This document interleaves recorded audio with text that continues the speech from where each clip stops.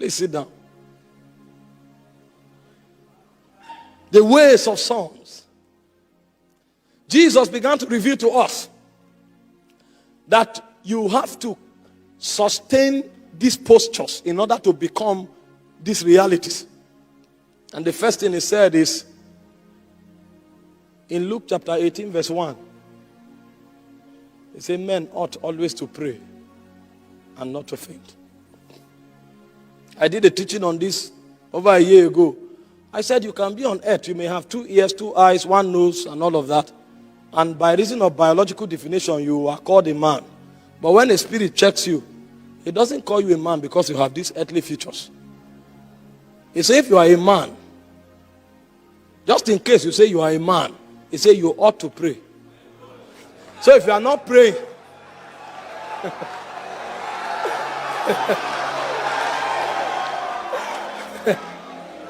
if you are not praying, mortals may call you man, but the spirit may look at an amoeba.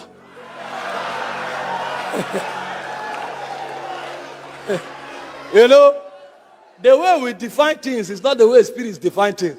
I told you yesterday, Jesus said, don't give holy things to swine. They will stamp on it.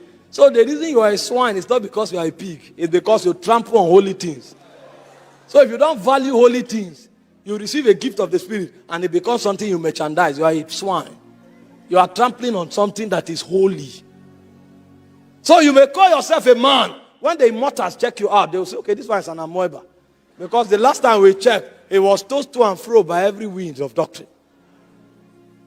And now he has gone the way of seductive spirits. So he doesn't have a stand in the spirit. He said, but if you are a son, if you are a man that is aligned with the government of heaven, he said, you know that it's your duty to pray and not to faint. So everyone that prevailed an established dimension in this world, they were men of the altars. When you want to check the part of their sojourning on earth, the only things you will find left behind are the altars they erected. When you follow a son, you will not find his cars because he doesn't have stable cars. Today he has dashed it out. Tomorrow you see him with another. For him, cars is a means of getting there fast. It's not for luxury. It's not for show. So you can't find him. The cars can't stay. The only thing that you can find with him are the altars that he littered everywhere. Because he knows that the only way he can ascend the mountains of God and look upon sacred things that are weapons in the hands of spirit is when he ascends. So every day he wakes up, he tries to go higher because authority in the spirit is a function of height. The higher he goes, the more he can establish the mandates of God. So every time he goes higher, he goes higher. For him, prayer is a way of ascension. And as he ascends, he noticed that there is translations and transubstantiation. So he said, as he prayed, the fashion of his countenance was altered. That is how you wear your heavenly garment. You journey into height, and there's a height you get to that there is nothing that fits anymore except the celestial garments. That's why Paul said that we groan to be clothed. We groan. So every time we want to be clothed, what we do is that we groan.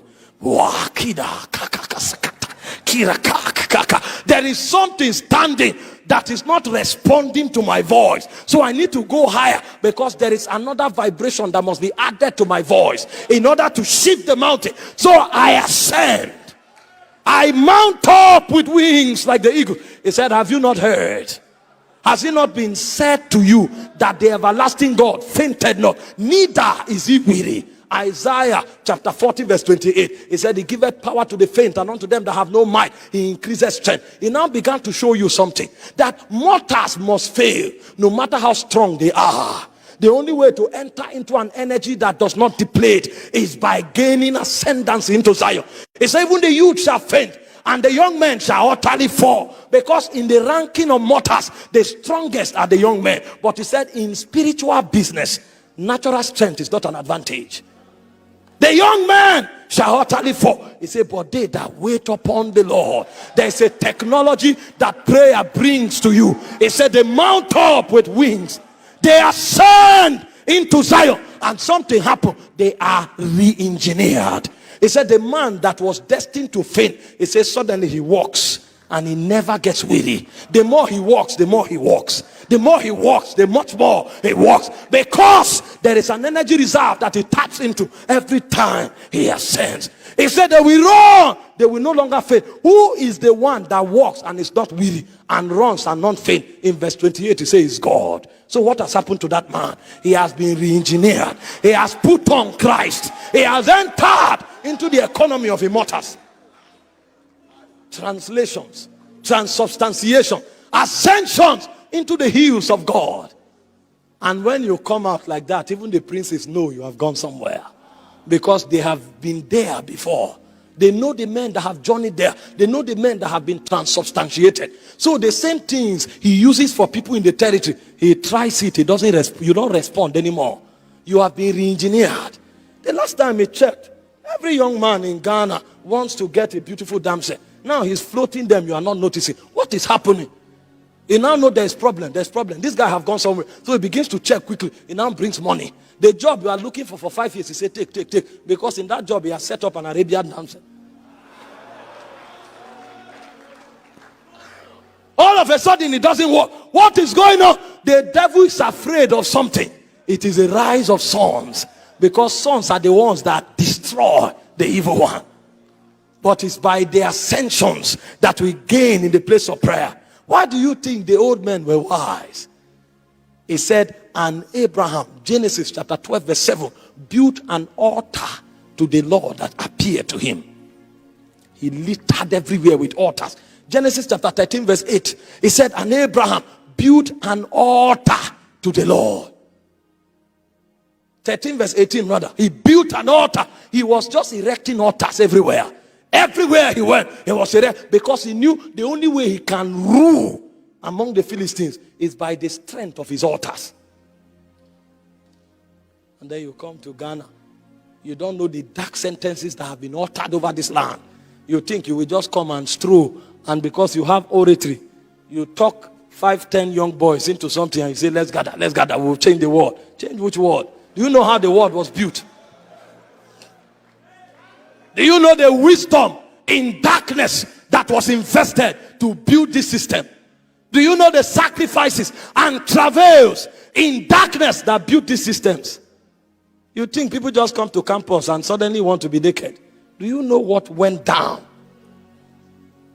Only sons can change them and establish dynasties in God. Sons must rise in Ghana. Yeah. It's called the way of sons. The way of sons is the way of prayer.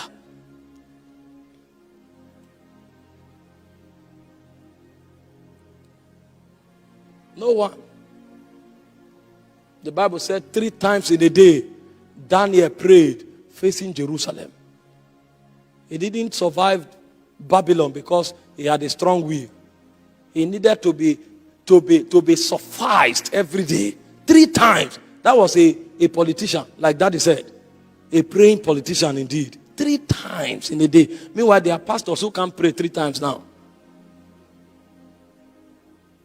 A strategy meeting upon strategy meeting. My friend said he was going for a vigil in a church. I said, okay, wow, great. I wish I could come with you. He said, no. This vigil, we they go plan some things. They were in vigil till morning. And when they came for the vigil, they prayed for 5 minutes. And each of the church branches, they will bring the strategy. Why did you people not hit this target? He said, but the people are not responding. How about this person? How about this person? I met this person in your church the last time I came. You mean these people can't give to meet this target? That was what they were checking in vigil from night till morning. I want to take the word. You reign, you ancient Zion's king, Kadosh, Kadosh, you are mighty on the throne. You reign, you reign, you reign, you reign, Kadosh.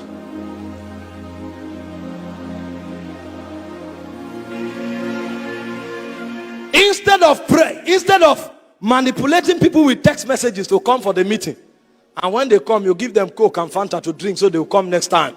Carry their names to the altar. In Galatians 4:19, it says, my little children, of whom I travail again in prayer, until Christ is formed in you. They know how to change things in the heavens. That's why they are princes in Zion. Because they do things from heaven, not from earth. We do everything from earth. We are mental, we are cerebral, we are strategists, but we don't have power in the realms of God. That's why we manipulate people to come to church and we preach things they want to hear. You know, when God told me to preach alignment, I say, my fear was heavy because first people will say, who is this proud man? So you now, you think you are holy. When I battled with that one, I now came back, I said, but Lord, I don't have experience in the kingdom. What if they check my track record? Who are you to come and tell people about? He says, what be this one? Come on.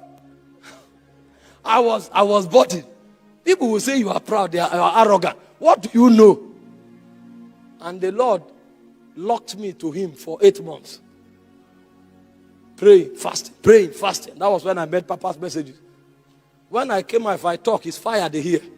So they forget whether I'm arrogant or I'm not arrogant. The day prayer is removed from it, that day to become what? Arrogance. You don't know how men rule.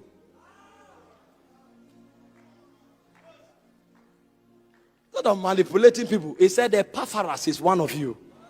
Colossians 4:12. A born servant of Christ, laboring fervently for you in prayers, that you may be complete. You may stand perfect and complete in all the will of God. The man didn't bother about the lady who is not responding. He goes to the altar. I can change it there. If I change it from there, a moment she will want to come and do it herself. But because there are no sons, we use the way of strategy. So you visit the person in the person's house and say, you know the church needs you. How do you know you are a mighty woman of God? Which mighty woman of God doesn't come to church? Somebody is not coming to church. You say, mighty woman of God. How? Instead of going to her house, go to the altar and call her from there.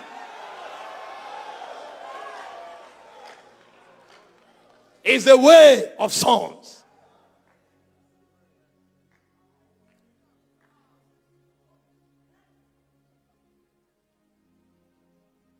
You think you listen to messages because they are telling you new things? No. Most times you hear it, you have heard everything they've said before. But it's fresh every morning. Because it comes from the womb of the Spirit.